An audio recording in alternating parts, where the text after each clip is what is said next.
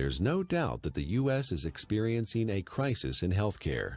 We spend more on healthcare than any other country, but rank just 37th out of 191 in performance. For the first time in the last 200 years, U.S. life expectancy is expected to decline, not increase. You die earlier and spend more time disabled if you're in America than in most other advanced countries. According to the Centers for Disease Control, over 60 million people in the U.S. are obese. That's 34% of the population.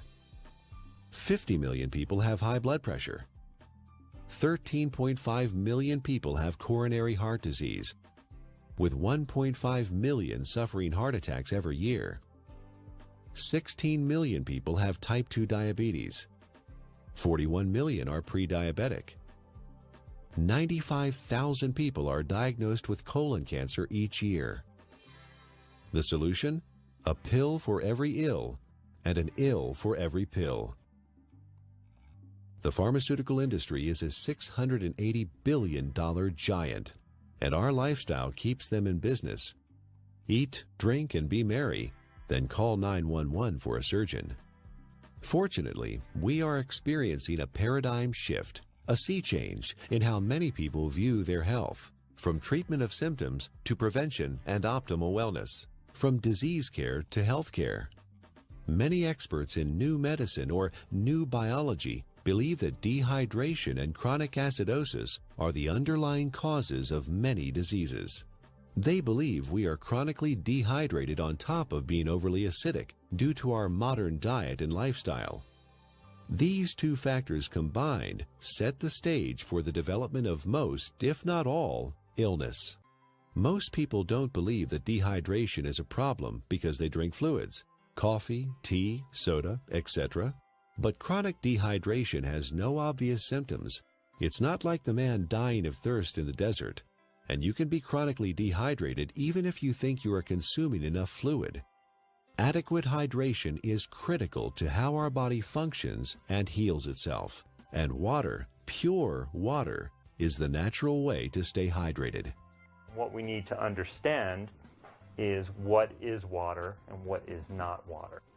We as a civilization, or as a modern civilization or modern culture, have begun to think of water as tea, as soda, as milk, as energy drinks, as coffee. It has water or liquid substance to it, but it is not water. Okay? Even what comes out of our tap and what is in the bottled water, while structurally may be the water molecule, once we understand how water exists in its natural state before modern times, we'll realize that even that is not necessarily the water that our body evolved to exist on. How can one determine if they're drinking enough water is the question. First thing is, if you're thirsty, you're way behind. Okay, that's a clear point. Our thirst mechanism doesn't kick in until we're already slightly dehydrated. So if we wait till we get thirsty, then we are already beginning to become dehydrated and might experience symptoms like not thinking quite as clearly, or beginning to feel fatigued, or muscles may cramp up, may even start to feel hungry. And a lot of times hunger is really a sign of thirst. We are born 95% hydrated. As we grow up, we lose a little more water every year. When we reach middle age, we're about 70% water. In our 60s, maybe 60 to 65%. A steady decline until death when we are just 50% water. There are several signs of chronic dehydration that arise when the body enters survival mode and begins to preserve water for the most vital functions. There are 5 distinct conditions related to chronic dehydration where the body begins to ration water: asthma, allergies, hypertension, constipation, and type 2 diabetes. Symptoms include exhaustion, lack of energy, headaches, skin problems, obesity, and joint pain.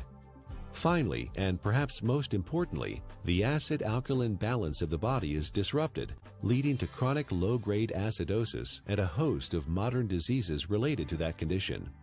Don't wait until you're thirsty. Have a glass of ionized water. It's microclustered, alkaline, and contains active hydrogen and bicarbonate buffers. Critical is first thing in the morning. Wake up and have a big glass of water.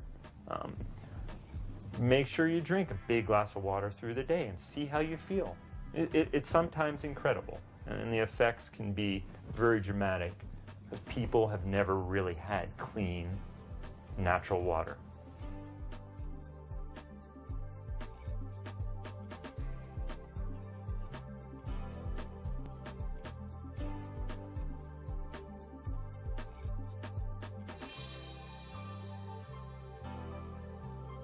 I want to use an example of an endurance athlete and specifically show the needs of hydration in the endurance athlete and how that also can relate to the everyday athlete. The person who's mowing their lawn and taking care of their kids, who is working, going to the gym, the weekend warrior, and how critical hydration is. We know that an athlete who is 1% dehydrated could have a 3% reduction in performance. Now, well, that doesn't sound like a lot.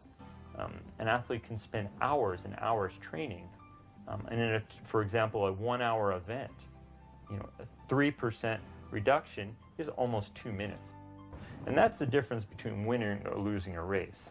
One of the most important things you can do is to make sure you have enough fluid the night before.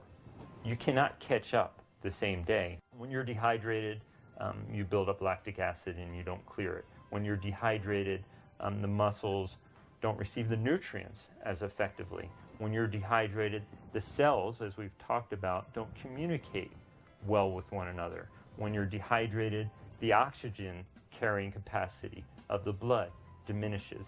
So you can see oxygen, energy production, neurological connections between cells are all critical to that endurance as well as the power athlete.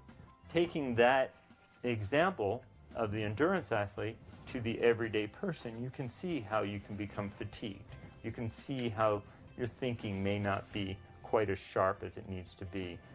You can see how hunger could play a role, or you begin to yawn, or your muscles are a little bit tight from sitting in the same place throughout the day. Hydration is critical.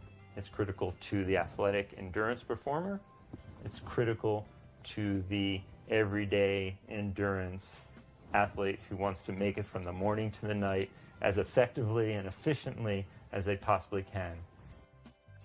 Alkaline ionized water is a great choice for hydration for competition athletes, recreational athletes, and everyday people because it is microclustered, and the free hydrogen and bicarbonates help neutralize acid buildup and toxins.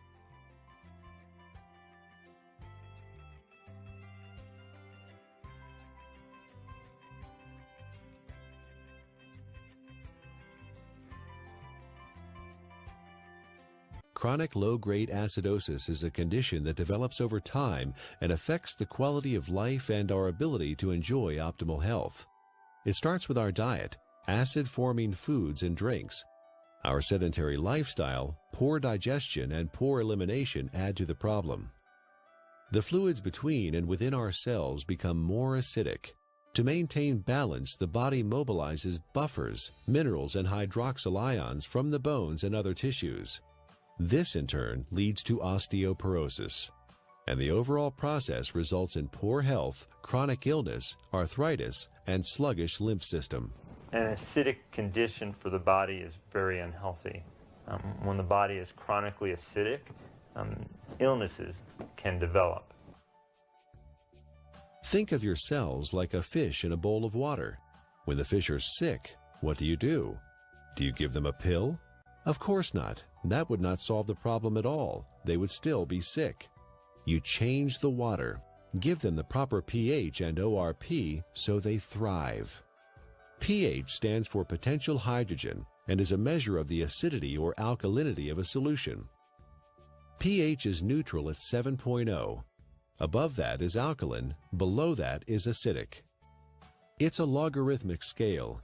Each increase in pH means 10 times more or less hydrogen is present. Alkaline ionized water has a pH between 8.0 and 9.5. Your body uses a system of buffers to keep the pH of your blood in a tight range of between 7.35 and 7.45, slightly more alkaline than pure water. The body relies on a very tight level of pH, or hydrogen atoms, to control lots of function within the body. When the body becomes acid, systems begin to malfunction. We understand fish tanks and swimming pools. When they're acid, you need to make a change. When a fish tank is acid, fish die. When a pool becomes too acid, you don't want to go in it.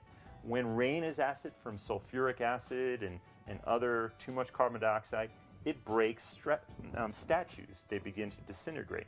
And we know acid rain and damages lake. Well, our body becomes a sink for this acidity.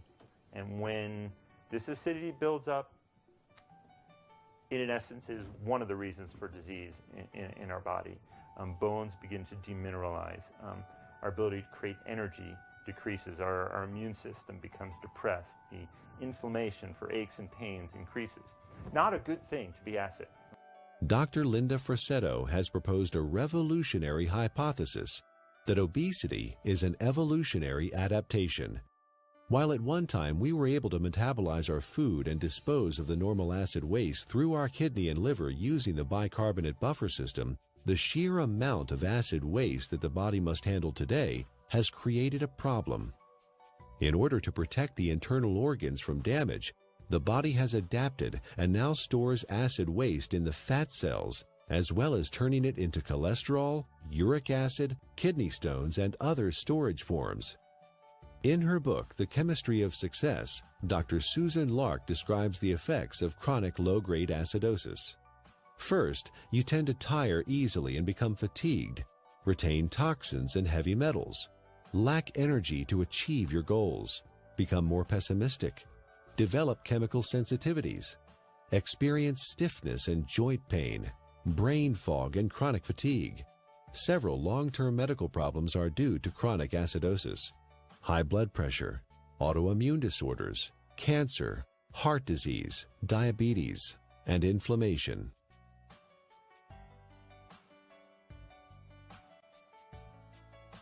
%80 of the foods we consume leave behind acid waste that the body has to deal with. A trip down the modern grocery store aisle finds very few alkaline-forming foods.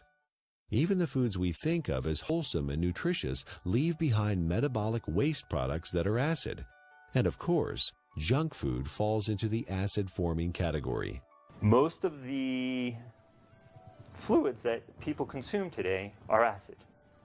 Sodas contain citric acid, energy drinks, phosphoric acid, and caffeinated beverages, and coffee, and many different commercial teas. Sugar, acid. Tap water, acid. Not a good thing for our system. Natural water is alkaline. Fruits, vegetables are alkaline. Stress-reducing activities are alkaline. So you see the link here. Things that are beneficial to our body tend to be alkaline creating. It allows the body to buffer damage of its processes of energy production. In addition to our diet, there are several ways our modern lifestyle increases the acid load on the body. Physical and mental stress reduce oxygenation and blood flow and increase muscle tension. Strong emotions like anger, fear, hostility, anxiety, or excitement. Vigorous exercise, which produces lactic acid, pyruvic acid, and CO2, decreasing muscle pH. Frequent airplane travel with cabin air lower in oxygen and higher in CO2. Over-the-counter and prescription medicines and vitamins. All these things produce more acid for the body to deal with. Consuming more acid is like consuming and sucking life out of your system. You have a certain ability to buffer that, and you will break down. So water in its more alkaline state, it provides it more of a capacity, to handle some of the stressors of life that we face, or the choices that we face. Drinking ionized alkaline water, the equivalent of ancestral or glacial water, is an affordable, practical, and accessible solution to provide the body with a constant stream of alkaline bicarbonate buffers to neutralize acidity with no side effects. The cycle of wellness begins with a diet that contains more alkalizing foods and ionized alkaline water. Moderate exercise, good digestion, and complete daily elimination are also important. This leads to more alkaline fluids within and outside of the cells. Calcium and other minerals support bone density instead of being used as buffers. An alkaline body leads to better digestion, less illness, fewer colds or flu, a feeling of well-being, better lymphatic flow, more energy and stamina. Alkaline ionized Kangen water provides hydration, alkaline buffers, and antioxidant activity which keeps the body in homeostasis, allowing it to heal itself.